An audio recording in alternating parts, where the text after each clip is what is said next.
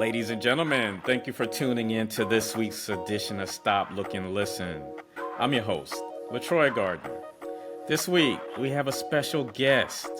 He's an actor, a podcast host of The Prince of Fresh Air.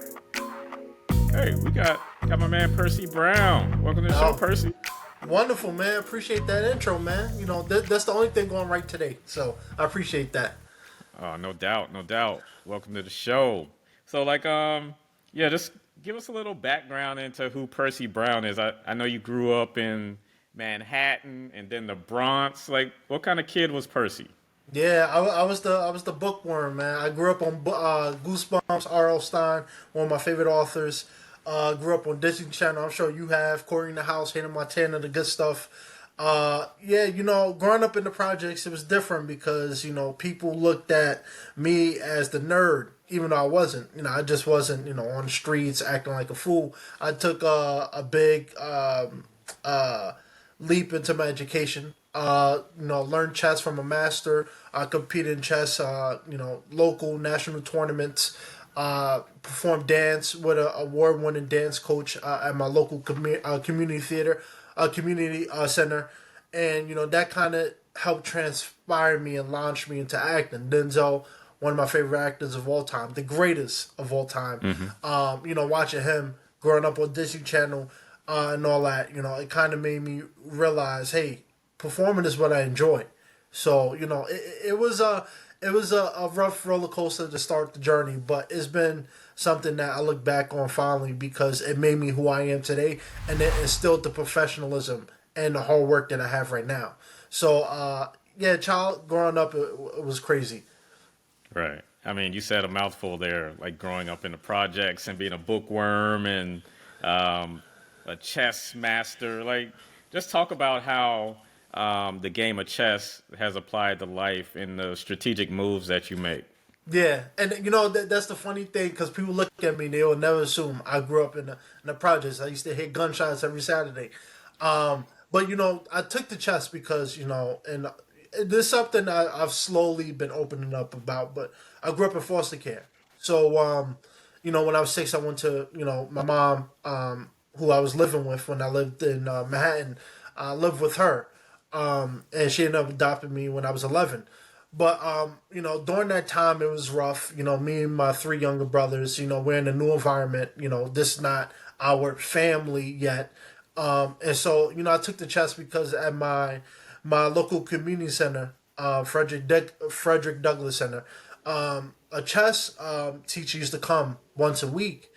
And at that time, I was getting into computer games. I was trying to figure out what activities I wanted. My brothers were all into sports, which I enjoyed, but it wasn't something I was doing every day. So I started learning the game of chess, and one day turned into 2 days, turned into 3 days, and next thing you know, he's coming damn near 5 days a week. So I became a regular. I learned the game of chess. I studied. I learned from him, and eventually got to the point where I started beating him in some of the games. So he brought up the opportunity for me to compete, both regular chess and time chess.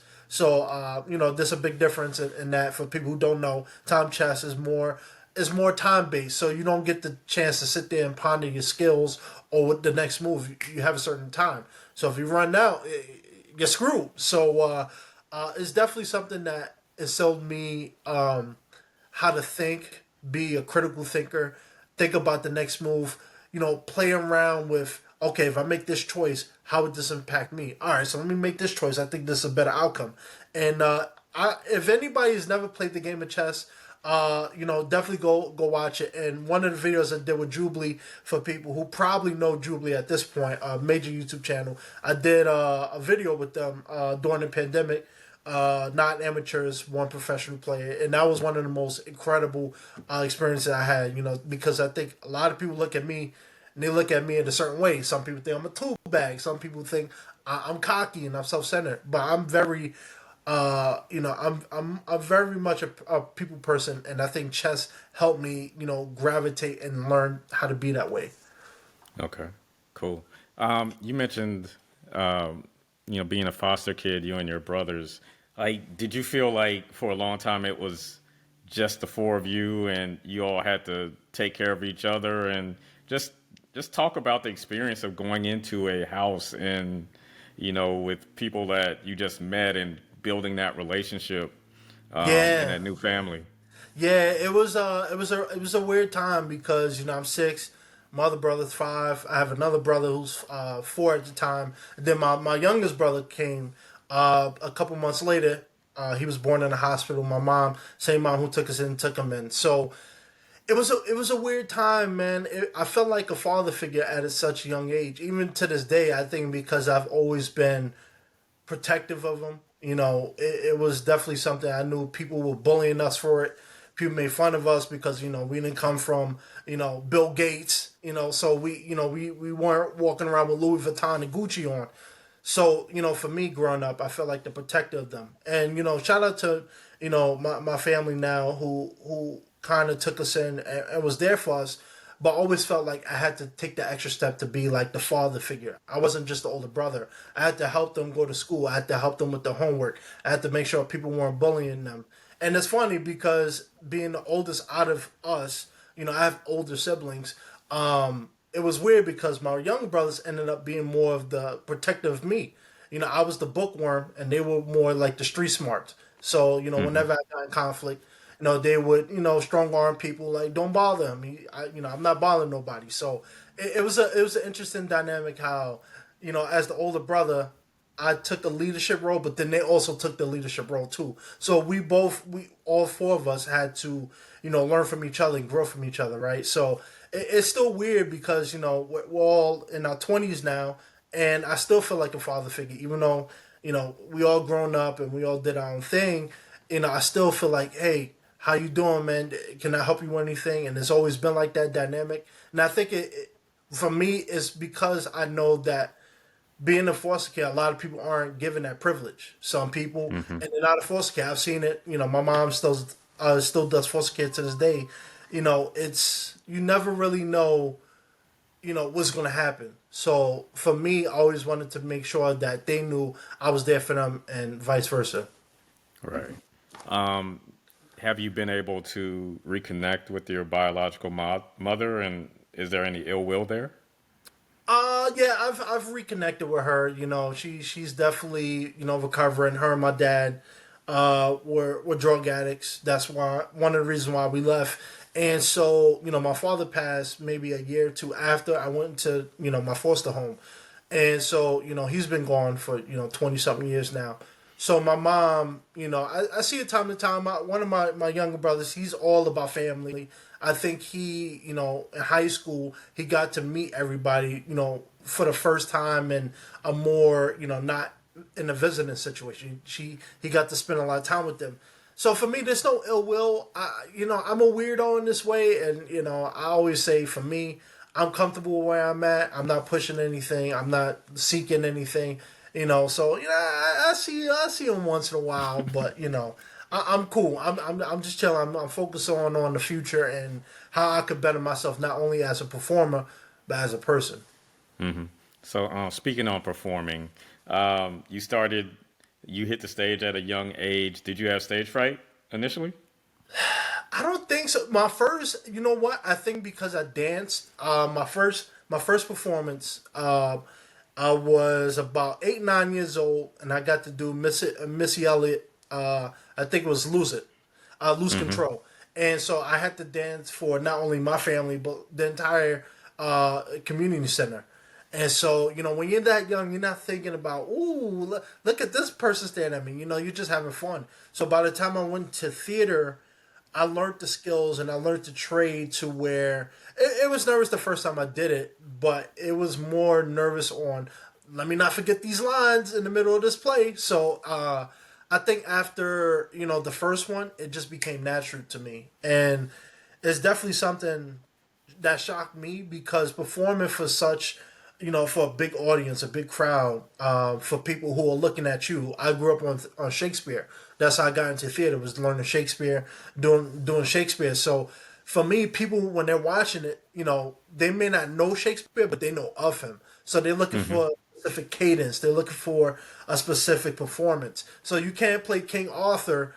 and act like the dude from the projects. So I think for me it was more just making sure I played the role and made sure I didn't forget my lines. And then eventually after the first or second one, it became very natural. Right. What did playing Don Pedro teach you about yourself? And that play right there, man. Let me tell you something.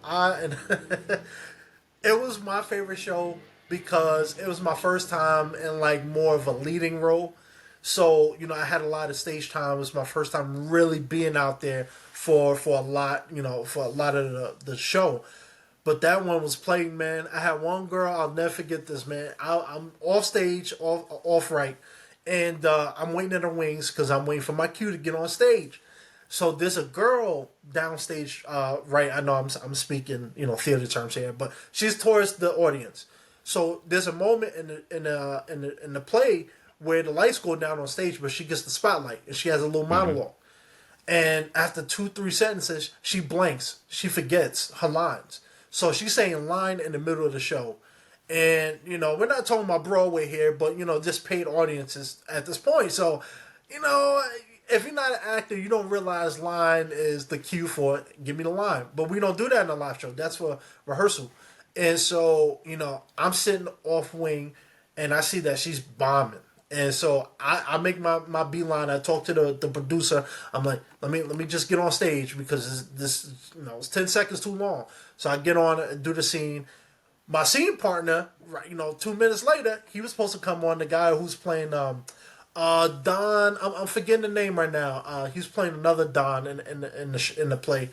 He's in the green room on his phone on Facebook. So it's I'm sitting there. I get the cue. I'm waiting for him to come on. He nowhere to be found. So I had to repeat the same line like once or twice in different ways, and eventually he came rushing on. It was amateur hour, but it was my favorite because I learned, okay, this is what happens when you're in a professional setting. You got to be ready to be on cue. You got to be ready for the mistakes. You got to be ready for anything is thrown at you. So, it was definitely one of my favorite roles. Shout out to Denzel because I know he played Don Pedro. But that one, as good of a performance I did, it was horrible. So Well, compare and contrast doing theater versus being in film. yeah, it's a big difference, I think. And you know what? I was telling a buddy about this because I had the pleasure to have Dennis McDonald, who plays Reggie in Bad Boys, on my podcast a few months ago, and his name came up because I've established a decent rapport with him, and we, I do monologue Mondays on his YouTube channel, just for the sake of performing, and this topic came up. Okay, some of the greatest actors, Denzel, Daniel Day Lewis, Lawrence Fishburne, they're all theater trained. And one of the things about theater it teaches you is you got to memorize all these lines before showtime. It's not like TV and film where you get the script, but okay, on Friday I'm shooting this scene, so okay, let me prepare this scene, and then on Monday we got to do this scene.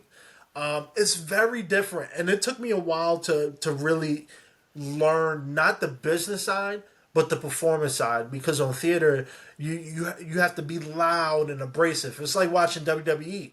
But then when you watch TV and film, it's not like that. It's like what we're doing. It's a conversation.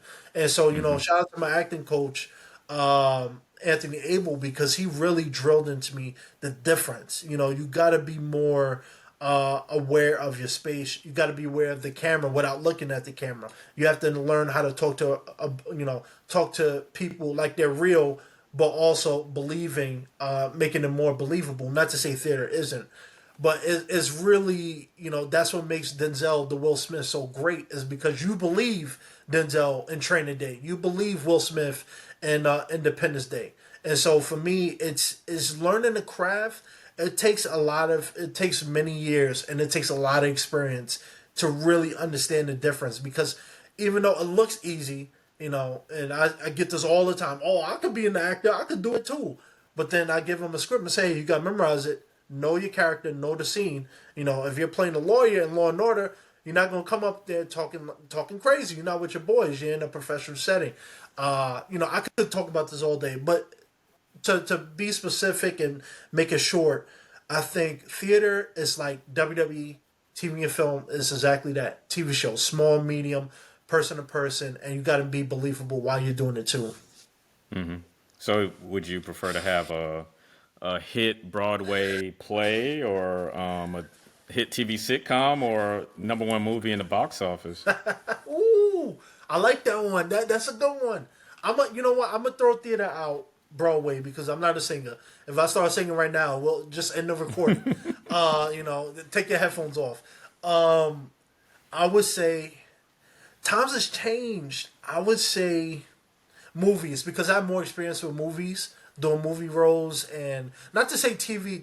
Right now that's the goal. Right now is to do a lot of TV stuff, but movies is just that one movie. Look at Marvel. Look at all those Marvel actors, right? Robert Downey Jr., Chris Hemsworth, Tom Holland. They did one role, that one movie. It blew up, and now you get to do any project you want, get paid an insane amount of money, and everybody knows who you are. TV shows, depending on the level of success, it could blow up. Like the boys.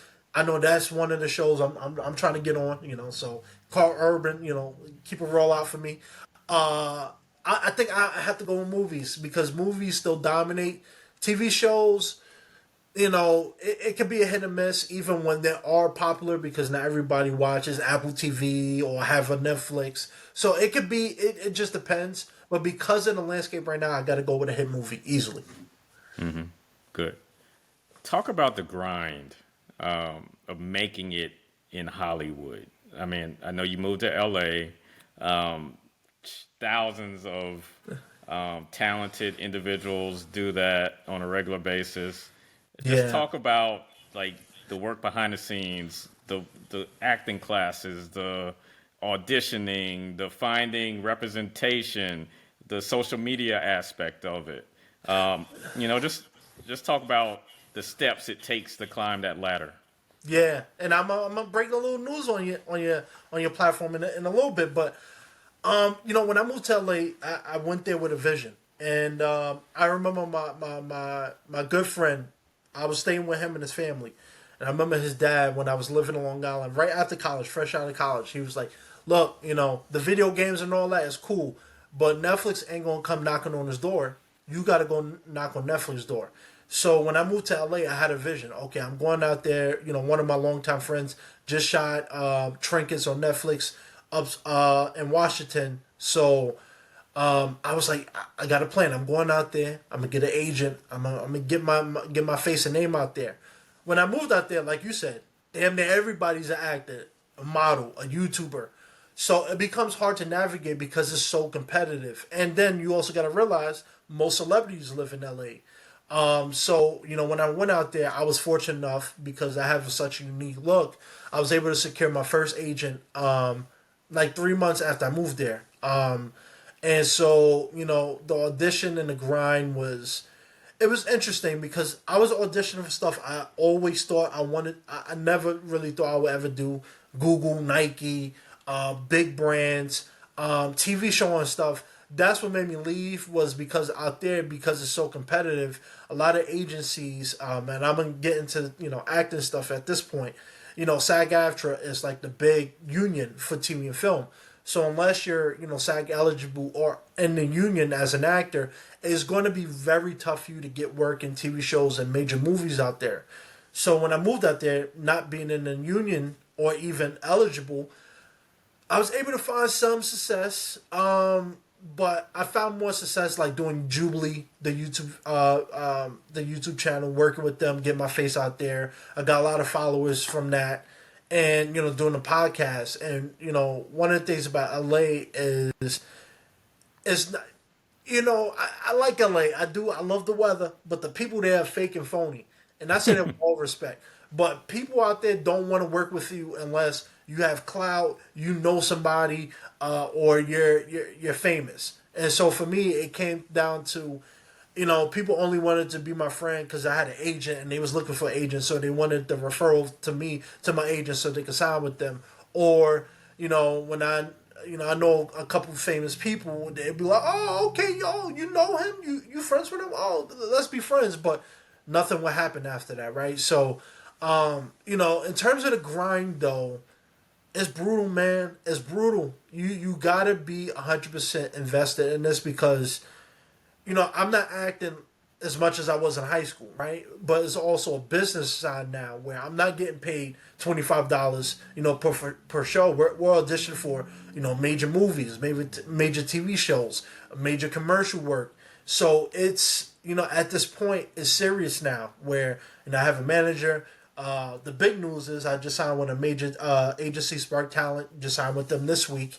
And, these contracts, what they're sending you out for, they you got to show up. They don't care that you got to pay your rent. They don't care that you got a day job. They want to make sure, hey, if you're auditioning for this major movie with Quentin Tarantino, you're going to audition. And if you get it, you're going to go. So you got to balance, your finances, being happy and enjoying life with, I'm a professional actor. So, when my manager says, hey, Percy, I got an audition for you for this major movie. It's due tomorrow. She don't want to hear, oh, I gotta get up for work tomorrow. They don't want to hear that. It's a business. So, for me, I make it a pride to, whenever I get an audition, if I get a booking, if I get an opportunity, I'm there. Because even if I don't get the role, at least I get to be in that conversation. So when they see my face again, or the hair, because I know the hair stands out, they're Hmm. gonna remember me. So, and that's how you build a brand. That's how you build a career. Is when casting directors, when directors, producers keep seeing your face, even if you don't get the role, they start thinking, "Oh, I like Percy. Keep bringing him in. I like him for this project." And we've seen a lot of actors go from a couple student films. Now they're leading roles in Marvel. They're working with Michael B. Jordan. They're starting against Denzel. Like it's hard, but if you're truly invested, then it's rewarding. So I'm not going to be making Wall Street money, pursuing this career until I make it. But I know that the right opportunity when it comes, and I'm ready for it. That I mean, the sky's the limit at this point. Dr. Todd McLean provides periodontal and dental implant services in 2 convenient locations. They offer over a decade of experience treating patients, and appointments can even be scheduled in the evenings, weekends, or early mornings.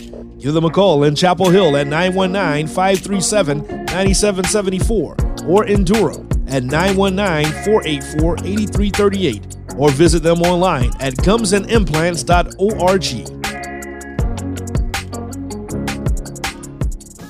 What's your long term vision for your career, or do you have like a potential like expiration date to where it's like, you know what, if my career isn't progressing to my liking at this point, I'm gonna go plan B, or is it just straight plan A nonstop?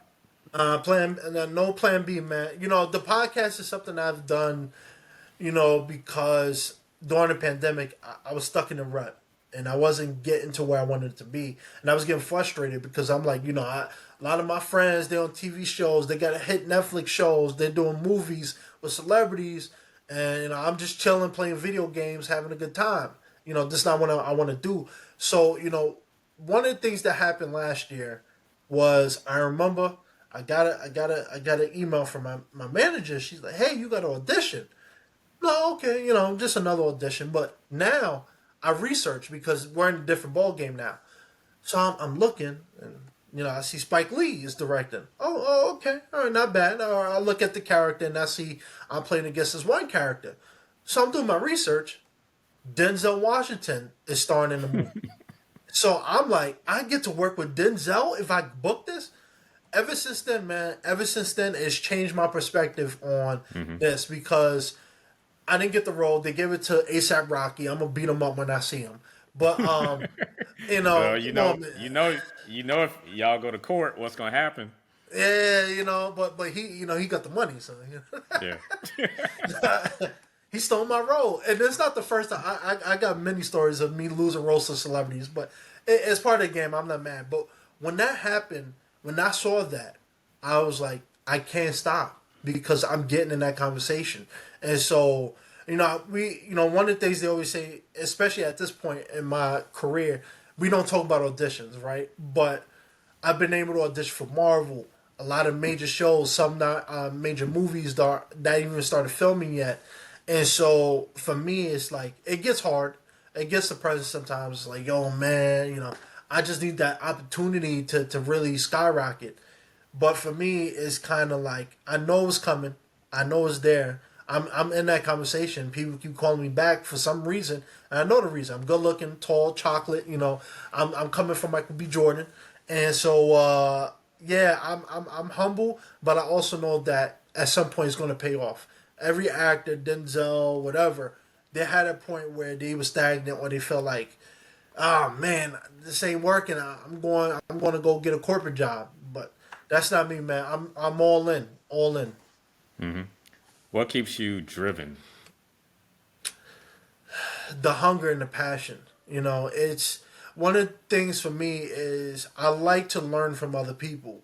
And I've been fortunate enough to meet a lot of famous actors, famous celebrities. I'm friends with, one of my best friends. He's been on network television and all that. And I learned a lot from him and the people I've met. And it's a grind. You have to be ready for it. And when I started this at 14 years old, this is what I fell in love with. I didn't fall in love with the lights, the red carpets, the money and the fame. I fell in love with the craft. And so for me, don't get me wrong, do I want to make 100 grand for a role? Of course. But I want to act. This is what I want to plan it to do, to entertain and perform. And so, it's, even in my darkest days, I always think back to that one audition because that could have changed my life. You know what I'm saying? And so, for me, it's kind of like I know what my vision is. I have a great team behind me who understands my vision. And, I'm on my way there. And so, my ultimate goal right now, we're shooting for Marvel, man. I'm trying to be the next Kane the Conqueror now that Jonathan Majors is out of there. No disrespect about them, but, they need somebody. You know what I'm saying? So, Yeah. I'm just kidding. But, yeah, definitely Marvel, definitely superhero movies. Action genre. We're going right for the juggler on that one. So, stay tuned, man. You might see me in Avengers Doomsday. You never know. So, Okay. I like it. I like it. yeah. Um, how does the Prince of Fresh Air help with gaining more exposure for your acting career? Oh man, it's been tremendous, man. When I started this podcast in 2020, it was a whole completely separate entity. I started off as controversial topics. I was talking about COVID. I was talking about politics. I was talking about George Floyd. I was talking about all that. And what ended up happening, I'll never forget. I remember my agent hits me up. He's like, "Yo, who's this guy? He's sending me email about your podcast. What's going on?" And so I found out somebody reported me to my man, my agent. He was like, "Oh yeah, Percy's a Trump supporter and all that," which I'm not. I was just talking about politics because it's hot at the time. So when that happened, I said, all right, I got to switch the direction I'm going in. And so, eventually at some point you got to level up. So for me, I was interviewing any and everybody, but I knew that at some point I couldn't just keep doing that. That direction wasn't working. So in 2021, I changed the podcast to the Prince of Fresh Air, and I went a different direction. And I got to meet and connect with famous directors, actors, people behind the scenes, sports media, journalists. And for me, it's been awesome because I get to learn about other people's journeys, but I also get to build a connection with people. So, not every podcast episode I've done with, someone who's a star in a movie or a director who's worked with Dwayne The Rock Johnson. Maybe I don't work with them in the future, but at least we have that connection. We follow each other, we keep each other in touch, and if something comes up, they hit me up or I hit them up like, hey, I hear they're casting over here. They're shooting this movie. I think it'd be right for it. Let me shoot this casting director or director, call or something. So I don't do the podcast just for that. So I'm not LA. I'm not trying to get people on just for, oh yeah, Dennis, let Will Smith and them know I'm available for role. That's not how it works. But for me, it's just having those connections and meeting people because if I ever get to work with them, at least it's genuine and it came from a genuine place. Opposed to me just reaching out on Instagram like, yo, Dennis, huge fan, man. I got an agent. You trying to help me? Nah, I want to know you as a person. I want to know, Right. this director who worked with Quentin Tarantino. I want to know them and build that connection. So, it's definitely something I'm very proud of because 5 years ago, I would have never thought it would be where it is today.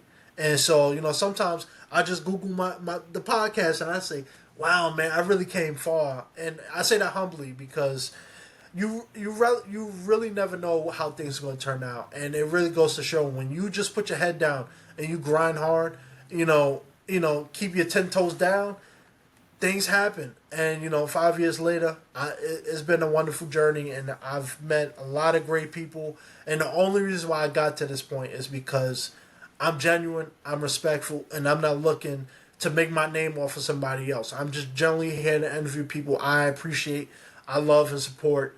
And if we can work together in the future, so be it. I like that approach.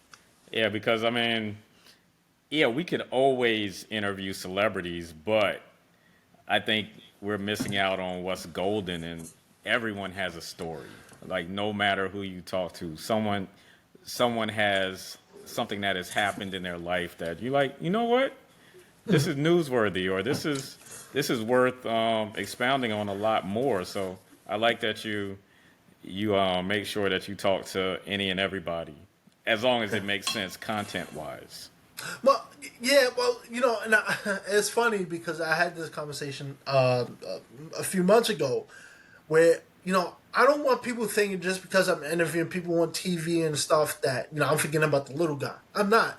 I've allowed myself to stay humble, right? Because I remember when I was early on in my career as a podcaster and an actor, a lot of people came up and helped me, and so for me, yeah, I'm interviewing people who have some success or very successful in what they do, but I will never forget about the people who are coming up, because at the end of the day, I don't think I'm better than you. I don't think I'm better than Dwayne The Rock Johnson, even though I'm much better looking. But for me, it's kind of you have to be aware of what's happening. And if you see like Will Smith, he's on a tour doing podcasts. You wouldn't have seen movie stars 10 years ago doing podcast runs. Most of the time, they go on late night shows, and so now it's for me, I want to take the approach where we have fun and we have great conversation, but I'm not looking to capitalize off your name or your likeness or your brand because. Don't get me wrong. Of course, when I promote on Instagram or social media, I want to say, "Oh yeah, I had got he did a movie with Will Smith." Look at the episode.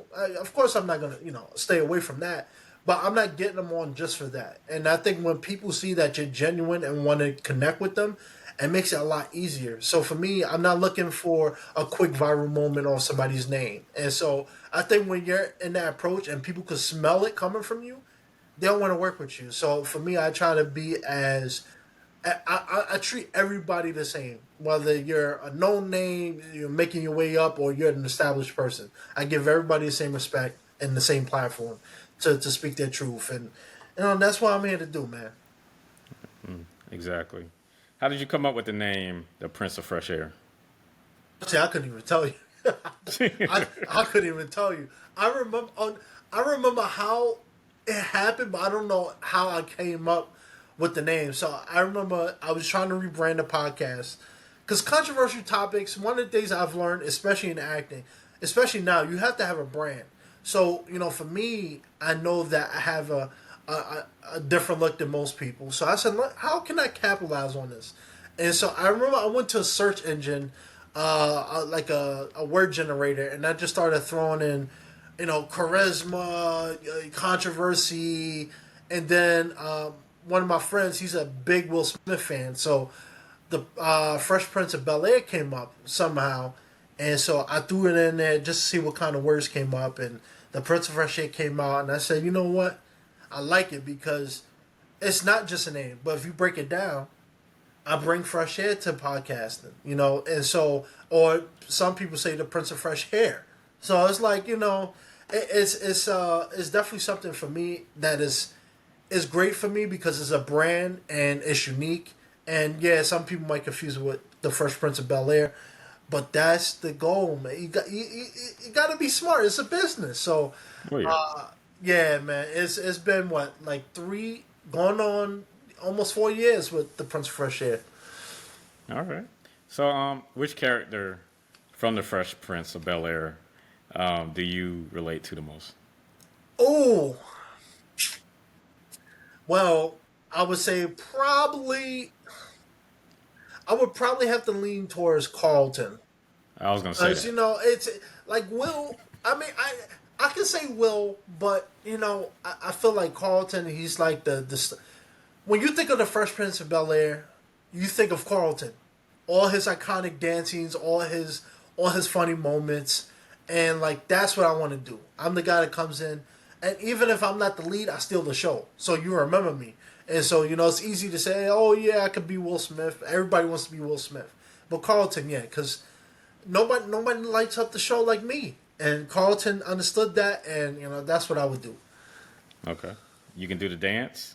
Nah, oh what? I could do it. Will I win an Oscar award for it? No, but I'm a dancer, so what I'm saying. I could do a little Right. something. I could do a little something. So yeah, you just kind of brushed your hair back. The morning you decided that this is your look. Tell me about it. Yeah, it all started with Jubilee, man. It started with Jubilee because at the time I started working with Jubilee in 2020. And so, I remember the first episode I did. This is the time I wasn't really shaving. Everybody's at home, so I'm not really worrying about, making sure my face is all lined up and everything. But my hair was growing out, because when I was younger, my mom always cut my hair bowl cut, military style. So when I became on my own, I said, I'm growing my hair out. I wanted braids. But when I did that episode with them and it went a little viral on social media, I saw a lot of people commenting, oh, I love his hair. I've never seen anybody look like that before. So I said, you know what? Then let's see what this happen. Let's see what this brings. And I think for me, from the acting side, it is a branding now. So for me, it's yeah, I might not be able to go out for a lot of different roles now because of my hair, but it's also something that makes me unique and it stands out. And every time I meet with my manager when she signed me, Spark Talent, one of the best agencies in the United States, one of the things they always say is, "Oh, I don't have anybody who looks like you. This would be perfect." And so for me, I wanted to go down the route of I want to be memorable, and it's funny because people still think I look like Lil Yachty. I'm sure you know who he is. Mm-hmm. I still get it all the time, but for me, it's just I wanted to set myself apart from everybody else, and so like yeah, it stands out, makes people look and stare. But you know what? It's me, and I enjoy it because at the end of the day, look, man, I'm trying to make money. I'm trying to put my name out there. I'm trying to put my face out there, and it's harder when if there's three black podcasts or three actors in the audition room, it's kind of hard to stand out if everybody got the shortcut. So I was like, I got to stand out, and even if it might limit the amount of stuff I go out for, it'll make me memorable. And so every time people see me, they say, "Yo, man, I've never seen that before." I like that. So you sometimes you gotta take risks for a big reward. Yeah. So like, what one piece of advice would you give to young creatives out there that feel like they don't fit the mold? One of the things I would say is you gotta find a way to be unique. And I say that because we're living in a society now where being a good actor isn't enough. Being a good podcaster isn't enough. Like you have a brand, you have an image. And it's hard in this society where we have so many podcasts. How do you stand out from everybody else? So, if you're creative, I would say find something that you're passionate about or find something that's unique about you and go for it, right? Because that is what people want to see. Nobody wants to see the same looking people all the time. They want to see, oh, okay, I like that style he brings. Oh, I like what he presents. And don't be afraid to be different. It's a different society now. 2025, everybody's embracing that uniqueness. So, there's a lot of people making a lot of money who 10 years ago wouldn't have made a dollar because they're a brand and they're bringing something different. And so, don't be afraid to put yourself out there. I think that's one of the hardest things when it comes to entertainment is some people are so great at what they do, but they forget about the social media aspect. They forget about the brand aspect. just remember it's a business. So yeah, you could be a great actor, but if you're not on social media, if you don't have a brand or marketability about you, it makes it even harder. So, I would say just don't be afraid to be creative and be unique, but also understand it's a business. So be a brand. Build your brand up. What makes you stand out from everybody else? What makes you unique compared to the guy next to you or the girl next to you? So don't be afraid to take a risk, because just like gambling, sometimes you gotta take that big risk for that big reward, and every once in a while you might hit the jackpot. So something else that you're passionate about is giving back.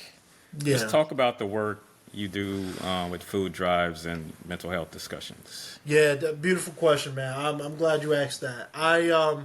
And this is a part of me I want to start exposing it more, because I'm not joking when I say, man, people will always have some type of perception of me.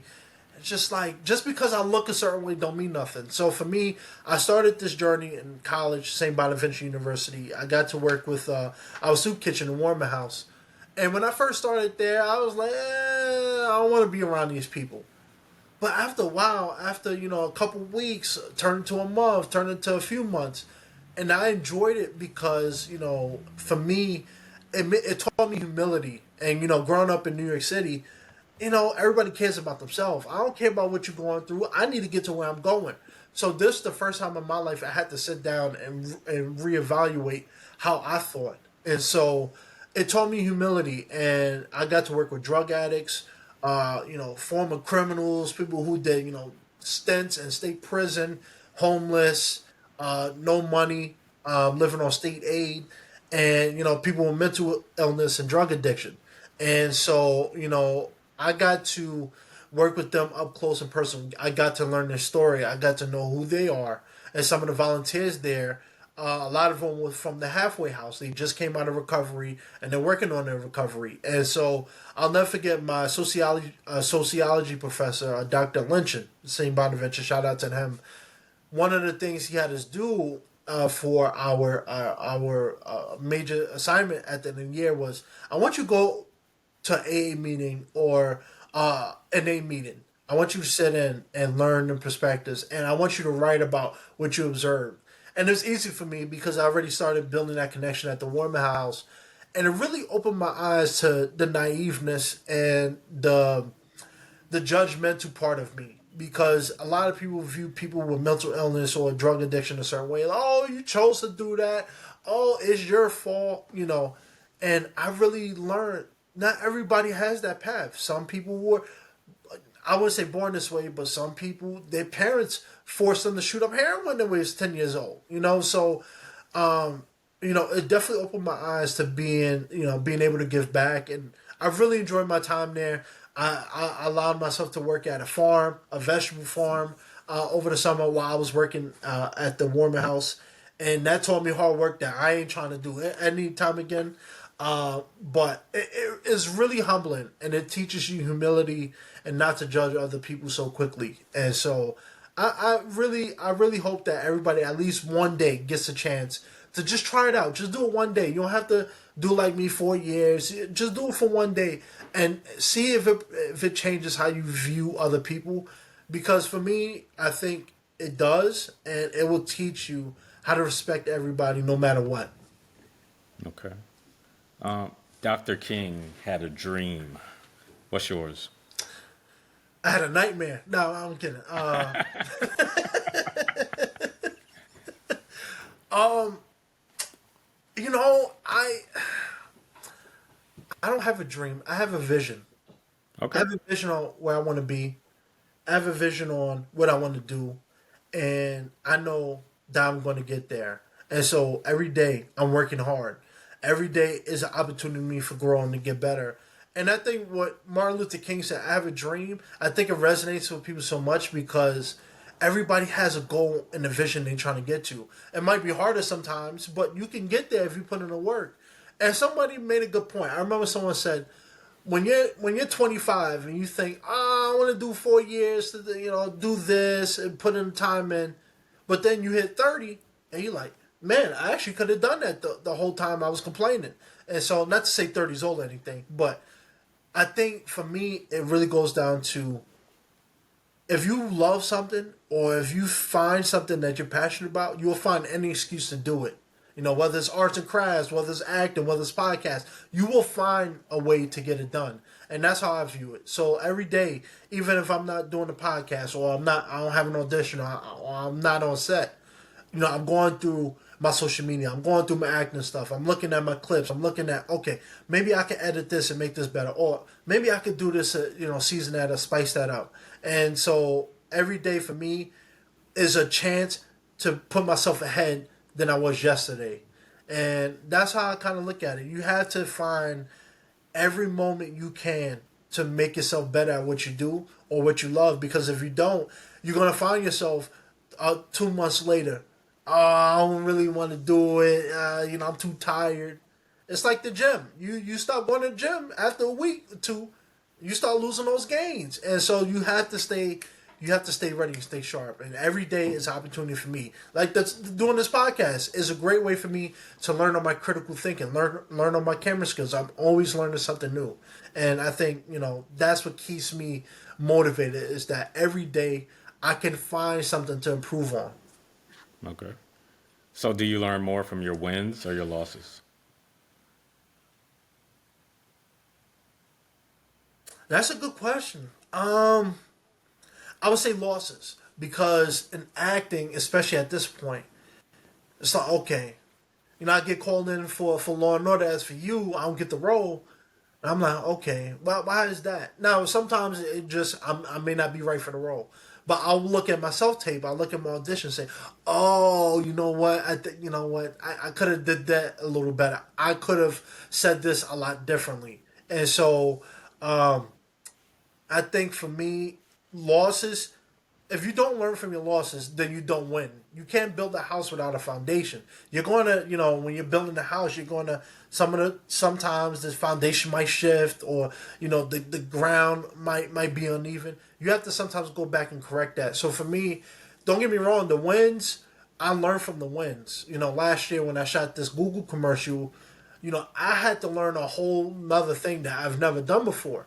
So now when I do something similar, I'm ready and I'm prepared to do that. So, I definitely think though, because of how this industry is, you're gonna lose more than you win.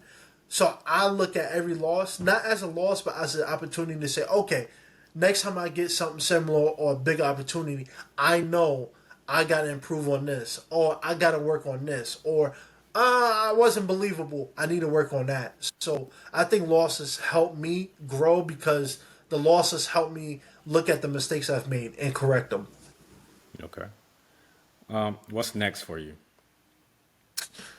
I got a Chick-fil-A sandwich. No, I'm kidding. What's next for me? I got big goals this year, man. Like I said, shout out to Spark Talent Agency, one of the most respected agencies in the United States because, they understand my vision. My manager understands my vision. My team understands my vision. And so what's next for me? I don't know what's next for me. I don't know what's going to happen. And that's the beautiful thing. Because tomorrow I can get a call like, hey, you got this role. I'm good. I've made it to where I'm trying to be. So right now, the goal is do a lot of more television work. I got some things lined up that I'm working on. But I'm going for the juggler, man. I'm going to the top. I'm going to work with Denzel before he retires in a few years. That's going to happen. And Marvel too. I'm coming for Marvel. Kane the Conqueror, Jonathan Majors. I'm sorry. Somebody got to do it. You got making good. This is my role. But yeah, that's what's next for me. I'm going for the life changing opportunities. The stuff that 5 years ago I used to look up in the window in the sky, just thinking, how can I get there? And now that I'm knocking on that door, I'm about to open it. I'm gonna kick that son of a bitch open. So, Okay, so a movie or a TV show about Percy Brown. Put together your cast. I mean, it could be tied to, you and your brothers, growing up in a foster home. Just assemble your cast about the life and times of Percy Brown. ooh, see, that's the hard part because the only I'll be calling him out all the time, but I think Dwayne The Rock Johnson would be good because he understands the entertainment factor. But from a realistic standpoint, I would probably do Lil Yachty because everybody say we look alike. No, I'm kidding. Not even. I gotta throw Denzel in there because that dude could do any goddamn thing. So I gotta throw Denzel in there, starring as me. Michael B. Jordan as my second, my second youngest brother because they both look alike. I gotta throw. Trying to think. Pop Smoke passed away. I would love Pop Smoke to play my younger brother. I would throw. I'm trying to think. There's not a lot of young up and coming actors right now who are black. I would do Damson Idris as my younger brother. That's a year younger than me, and then I would probably do um, the guy who plays Power, the Power book. Michael Rainey. Yeah, I'll have him play Yeah. my youngest brother. So I'll have them play that. I'll have Viola Davis play my mother because they got that same haircut.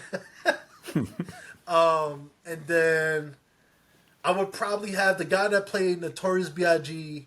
in 2008. I'll have him play my older brother. And Nicki Minaj is my sister because they look alike. Okay. Yeah. Nice, well-rounded cast. Yeah.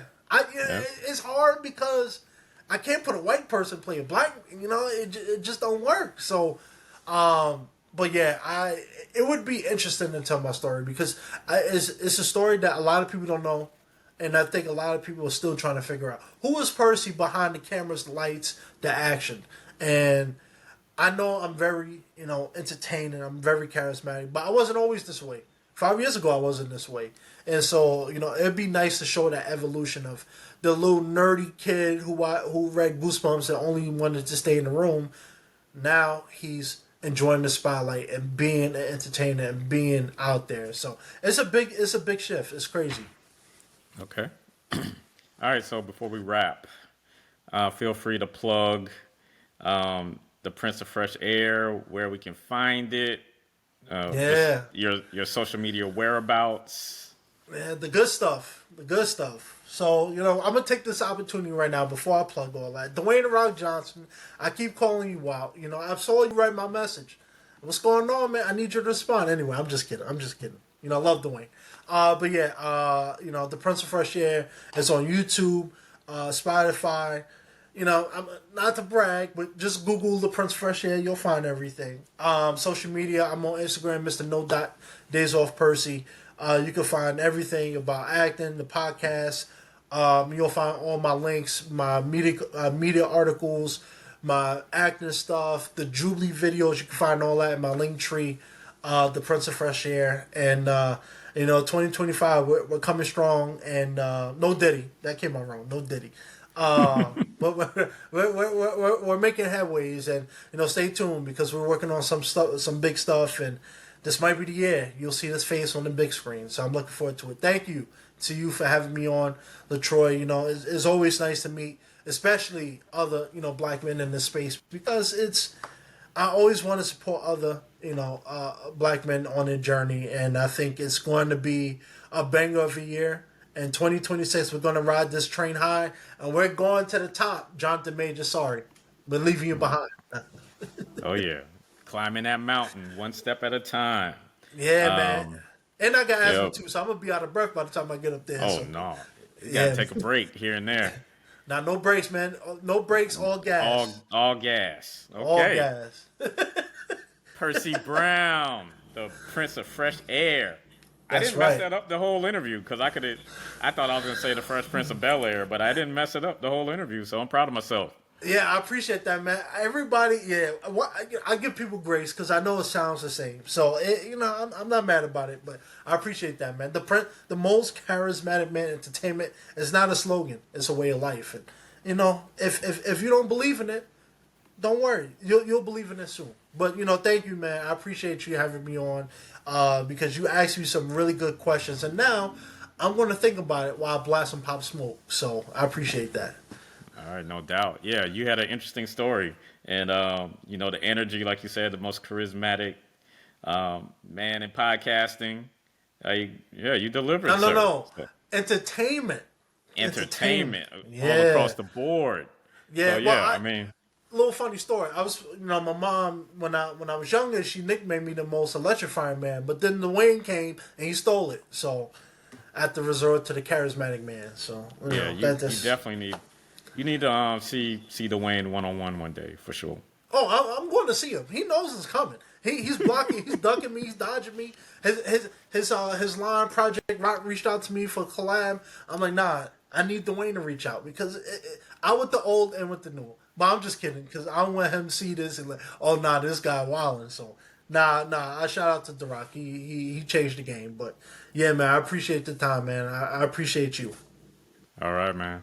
So, you know, continue to support Percy and the Prince of Fresh Air, and you know, continue to be on the lookout for his continued ascent, you know, through Hollywood, Yeah. and for Stop, Look, and Listen. I'm your host, LeTroy Gardner. See you next week. Peace and blessings. Peace.